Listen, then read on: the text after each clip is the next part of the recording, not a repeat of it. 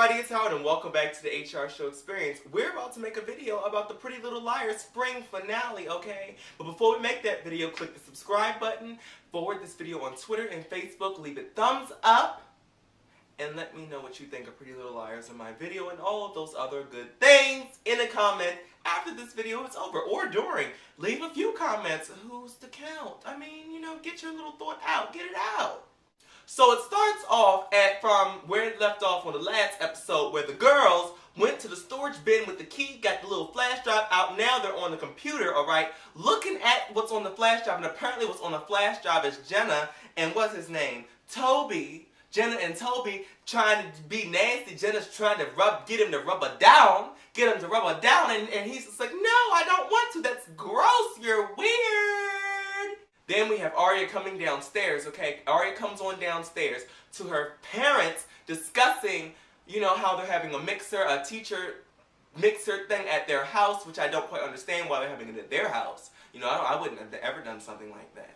But they're having it at their house, and Aria's dad and mom, as you know, they're going through some relationship turmoil. They're trying to decide, okay, are we going to stay together? Are we going to stay apart? Are we going to stay together? Are we going to stay apart? What's going on?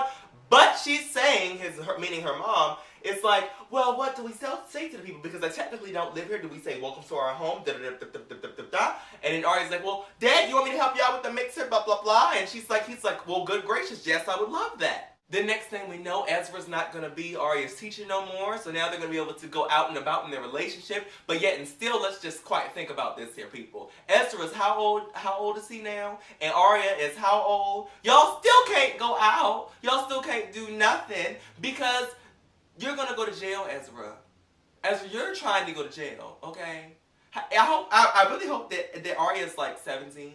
Or something, or is she 18? Are they seniors? I cannot remember, because let me tell you something. The reason I can't remember this stuff is because there's so much drama that goes on in this show that you just get whirlwinded each and every place. Now let me also say that, being that I done just said that, that don't mean you got to cut back on the drama, okay?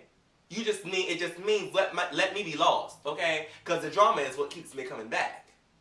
Emily's dad is away at work, right? And you know, apparently they got to move to Texas for a year, and it's terrible because Emily done just started feeling herself. She done came out, she done gone through girls like people go through toilet paper, and now she got to go away. She got to go away for a year to Texas. But let me tell you something, dear.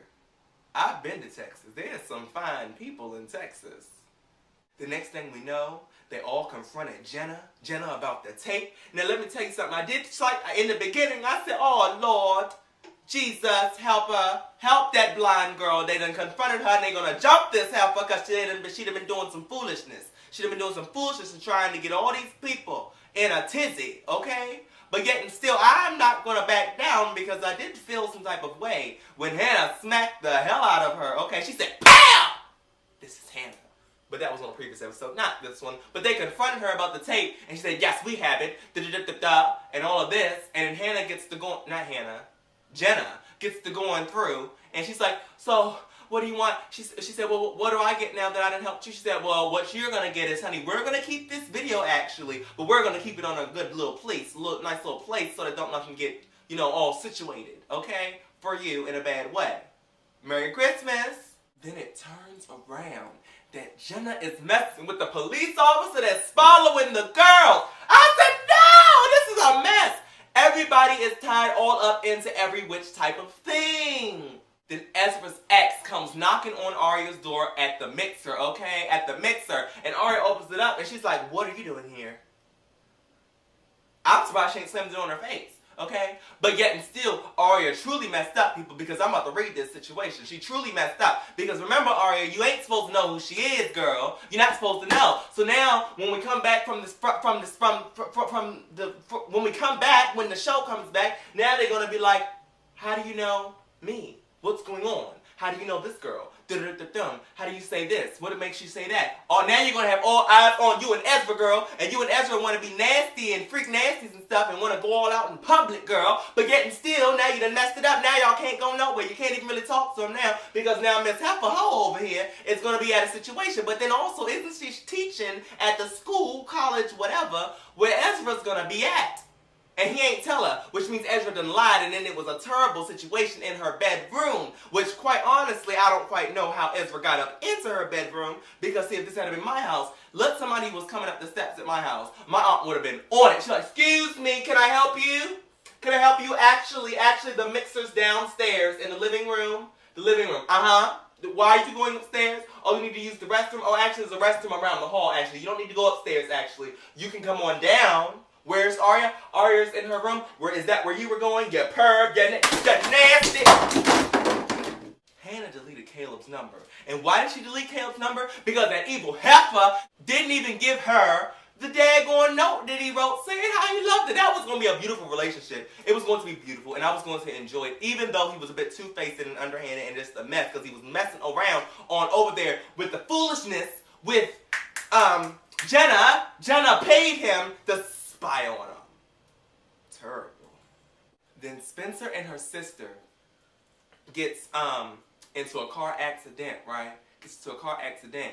And first things first, I'm wondering, okay, who hit them is my first question, because I was immediately thinking that it was Ian that hit them, and that's what I was thinking, right? But I wasn't quite sure, and we don't really know. We're going to have to find out when the show comes back. But apparently they get into a car accident, right? And it's weird because I don't think the car hit Spencer's side, because she was just fine and dandy. It was her sister's side that got hit, and her sister's pregnant with Ian's baby. Now, Ian is the person who done some foolishness, okay? He's the person that was filming all of this, or some kind of way, okay? And he's the person who killed,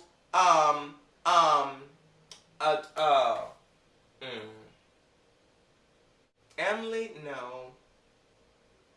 Heather? No. Allison. That's who it was. He killed her. Killed that heifer.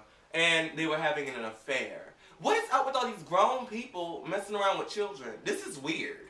But either way, so while Spencer and her sister is at the hospital, all of the other girls go and meet at the spot because they're trying to frame Ian with the tape, because they done texted him earlier on in the episode saying, look, we got the video. Look, give us this money, you evil, evil man. They done called the police officer. The police officer who's been following them, who is messing around with Jenna, I'm sorry, who's messing around with Jenna, and then he done came over there and he's like, okay, we're going to sort this all on out here. And then Hannah's feeling something in her spirit, and she's like, are you guys here alone? Because that man could have tried to harm y'all. He's on the other side, y'all don't even know. Y'all just as blind as daisies.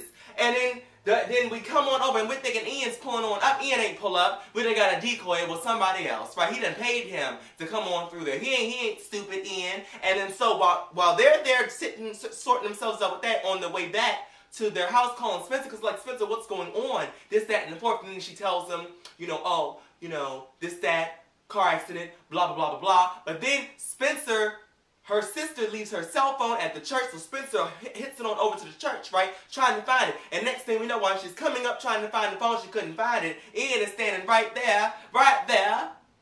And he's like, what's going on?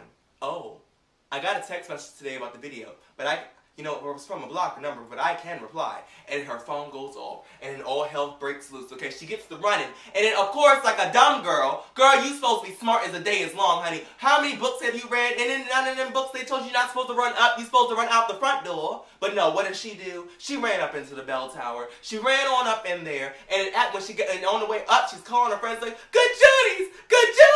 911, save me! And then, but they don't answer. But then by the time they get on the phone, she reaches the top of the bell tower, and then Ian is standing right there and attacks her. Bam! Like a puma. I said, ah! And then out of nowhere, A comes and pushes him on down. And then she's just sitting there in a daze for her good Judy's to come on up into the bell tower and say, girl, you all right? Oh, you did what you had to do, girl. You killed him. You killed him, girl. That's right. You killed him, girl. She said, I didn't kill him. It was A. And then we looked, and he was down there just hung, red in the face. But then I was thinking, this ain't over. And what? I was right, because he wasn't dead. They walked out the church. The police officers came on in there. And next thing they knew, they said, is this a joke? There's nobody in here. See, now, ladies, learn from your mistakes. When something like this goes on, Stay there and watch him. He's dead. He ain't gonna, if he really is dead, he ain't gonna, you know, come after you again. I would stay there and get on the phone, call the police. Call the police people and just look. Say, well, what? Well, where is he at now? What? Well, girl, I'm looking. I'm looking at him, girl. He looks dead. He looks hung. He looks hung.